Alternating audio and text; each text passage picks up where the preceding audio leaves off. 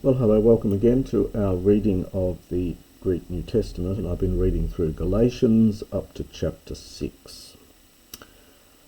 So, adelphoi ean kai prolemphthe anthropos en tini paraptomati humes hoi pneumatikoi katatidzeti ton toi uton en pneumati prautetos scopons auton me kai su perastes. So, brethren, also, if a man, now the main verb here is the pro lambano, this is the aorist passive here, aorist passive subjunctive after ean. It's pro lambano, the pro has sort of lost a bit of its force here. It simply means is taken or is caught. You could use lambano in the passive in that sense of to be caught out, to be detected, to be taken. So if a man is caught in a certain paraptomati, in a certain transgression, this is from paraptoma, third declension, a neuter noun. The pit root in here is connected with pipto, with a root of which is pes or pit. So it's got the idea of falling over. And hence transgressing, which is just the Latin form of it, really. So if a man is caught in some transgression, you, the spiritual ones, using the adjective here as a noun, you, the spiritual ones, katatidzete. This is an imperative from katatizdo. It means something like restore such a man in a spirit of meekness. So katartisto, it's made up of kata plus this artios. There's a word artios meaning ready. So katartisto can have a range of meanings. It can mean to repair. It's used in the Gospels of repairing nets and things. Sometimes translated here to restore them. It means to get them back in the way they were before. To repair or restore. So you, the spiritual ones, imperative, you restore such a man in a spirit of meekness. This is a genitive from prautes. You get the adjective praus, meaning meek. This is the noun here, meekness. Prautes, this is third declension genitive. So in a spirit of meekness. Scopone from scopio, we get words like periscope and telescope from this. So it means to look, but it's look carefully, it's not just glance, but looking at yourself, lest also you, parastes from parasdo, you be put to the test. Often things like parasdo and parasmos are often translated as temptation, but it's somewhat stronger than that. It means to be put to the test. And so lest you also be put to the test. This is a passive here, passive, aorist passive subjunctive here after the may. Alelon tabare bastadsati kai hutos anaplerosity ton nomon tu Christu. Bear, this is again another imperative, bear tabare, the heavy things of one another. So, i.e. the burdens, but it's literally, it's from baros is the adjective, and here we're getting third declension baros, third declension neuter. So bear meaning the heavy things, hence burdens. So bear the burdens of one another, and thus another imperative from anapleroo. Well, it means to fill up or complete. Make perfect the law of the Messiah, of Christ. Ega doke tisenai timeden own fren apatahiauton. For if someone seems, dokio, if someone seems to be something, in fact being nothing, is literally it. So it's someone who is big-noting themselves when in fact they're not very important. So if someone seems, or it's almost thinks himself to be something important, in fact being a nothing, being a nobody. It is neuter. Phren apatasi hiauton, he deceives his own mind. This is an interesting verb. It only occurs here. It's the first occurrence of it, and I think it's only here in Greek. It may be quoted by later Christian writers, but this is probably or possibly a Pauline construction. Paul occasionally makes up new words in Greek, and this may be one example of this. The meaning's very clear. You can have a verb apatao, which is to deceive. It's an alpha contract verb, and then we've got that phren root of the mind. So he mind deceives himself, literally. And this may be a Paulinism. Tot de ergon hiautou dokimazeto hekastos. And let each man literally put to the, or prove is the old word, his own work. Dokimazdo is a lovely verb. It means to test something out to make sure it's genuine. Is probably a slight over-translation of it, but that's the meaning of it. The verb and various other forms of this occur in the Epistle of James.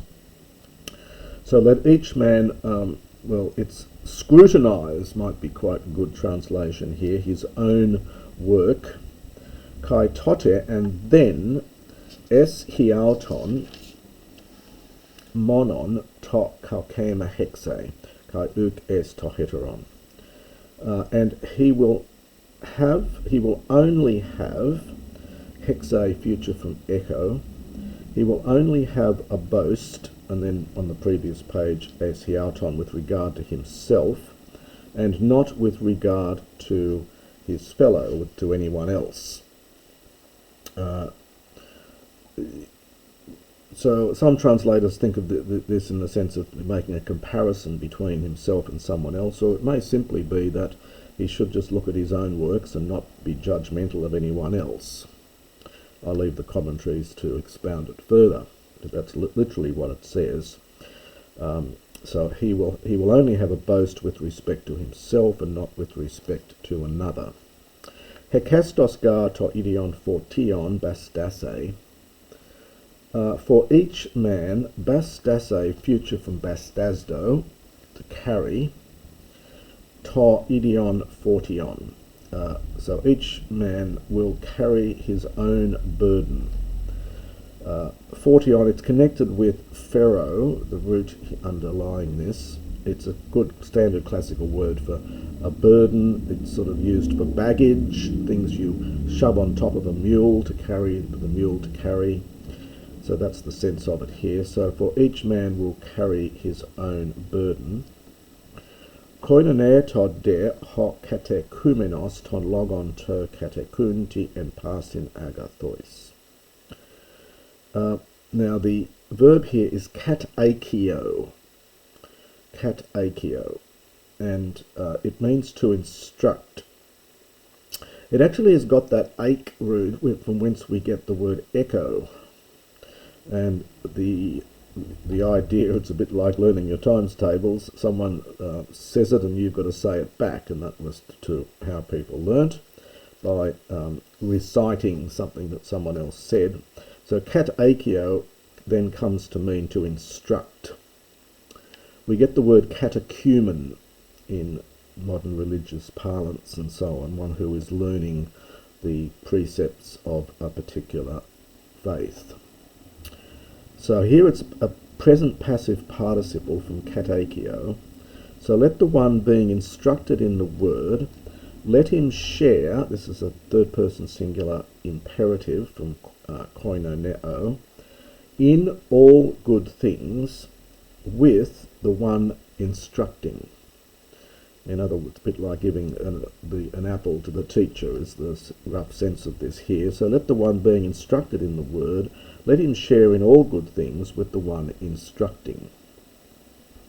Me plenaste theos ou mukterizdatai, hoga eon spere anthropos tuta kai therise. So this is from, the verb here is planao, which means to wander. This is an imperative here with may, and it's passive, and it's second person plural, passive imperative. We get the word planet from this because the ancients thought that planets were wandering stars. So do not be caused to wander, so often translated do not be deceived, do not be led off the path. For God, now this is translated as is not mocked. Mukte rizdo is an old classical word, and you get various forms of it. It originally meant to snort, like a bull or a horse snorting. And then the meaning changes, it gets softened, and it comes to mean just to mock, to turn up one's nose at, and so on. So God is not mocked. Now, we have to supply tuto. For that which a man, spere, sows, we get e'an for an here, which you get, it's quite odd. It's not good classical Greek at all, but in the New Testament you'll often get e'an, not meaning if, but just another form of an. So for if someone sows, so that which someone might sow, this also he will reap. Future from therisdo.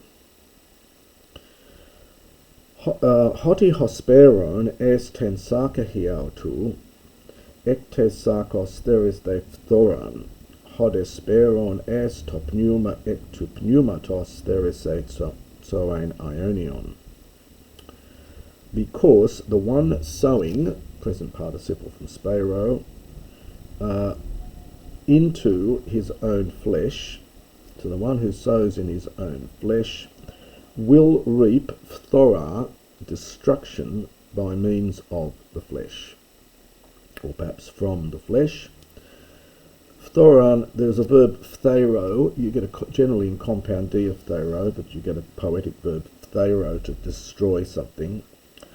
And phthora is a word for destruction. It's just an abstract noun, first declension feminine. But the one sowing with regard to the Spirit will reap life eternal by means of the Spirit, or from the Spirit. So we get a kind of balancing here between the two. Hot de kalon poi untes me en kakomen, kaire ga ideo therisomen kai ekluomenoi. Now, this verb here is en kakio. Kakos, you know, as meaning bad, but it can also, in classical Greek and later, it can have the sense of being a coward, of giving up. So the verb en kakio has that sense of giving up. And here it's a hortatory subjunctive with may, I think. So let us not give up doing that which is good. For, now we get me ekluomenoi. Ekluomai, middle, is another word for giving up. It actually has a slight overtones of fainting. It's having one's limbs loosed, hence this luo root in here, and hence passing out, fainting. But it probably here in the sense of just giving up. It's all too hard, kind of idea.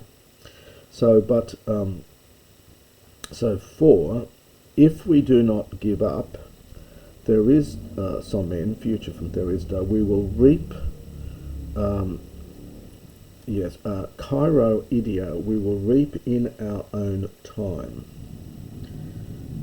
which is in our, we will reap in our own time. So if we do not give up, we will reap in our own time or season, for kairos. Araun hos kairon ekomen, ergadzometha tot agathon pros pantas, males de pros tus oikeus tes pistios. Now we get this combination araun of particles. So accordingly then, so perhaps it's Accordingly then, as we have chiron, a season, or perhaps here opportunity. So accordingly then, as we have opportunity, could translate this as consequently, when we have opportunity, or as we have opportunity, hortatory subjunctive, let us do good, let us work good, work the good thing with regard to all, malice to debt, but especially towards or in regard to the household of faith. The oikeos are the people in the household, so just the household of faith. And that is the first part of chapter 6.